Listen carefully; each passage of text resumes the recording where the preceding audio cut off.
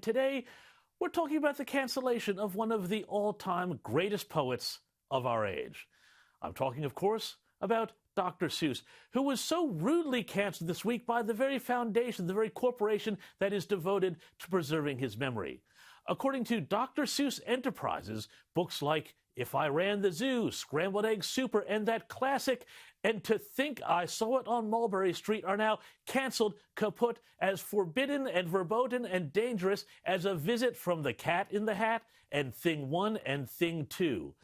A statement from the now oh-so-woke Seuss Enterprises read, "Ceasing sales of these books is only part of our commitment and our broader plan to ensure Dr. Seuss Enterprises catalog represents and supports all communities and families."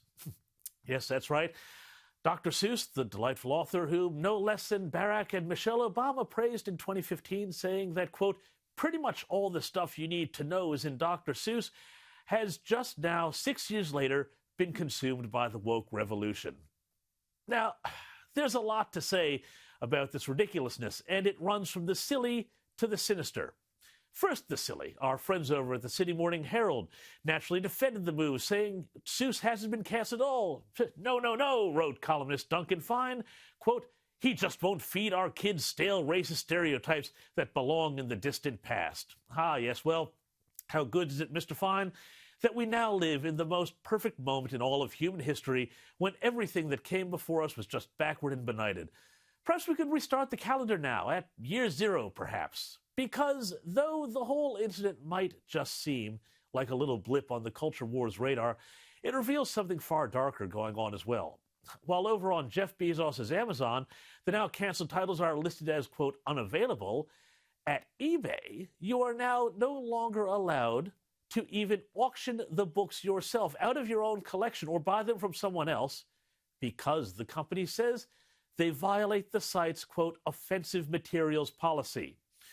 Offensive, sure, but as many users of the site have pointed out, you can still buy Hitler's Mein Kampf and the anti-Semitic tracts of Louis Farrakhan on the site. Who knows why? And this is where the real worry is. These companies, Amazon, eBay, the big tech social platforms, you name them, are increasingly able to dictate what society reads and what society consumes, and yes, thinks.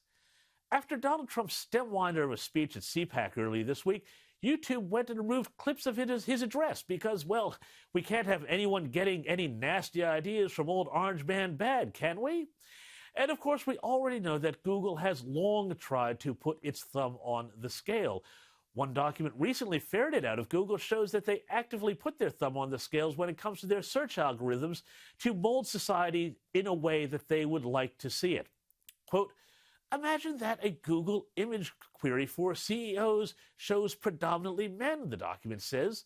"Even if it were factually accurate representation of the world, it would be algorithmic unfairness." That's what they call it, because it would reinforce a stereotype about the role of women in leadership positions, the document said, adding that, quote, "It may be desirable to consider how we might help society reach a more fair and equitable state via either product intervention or broader corporate social responsibility efforts."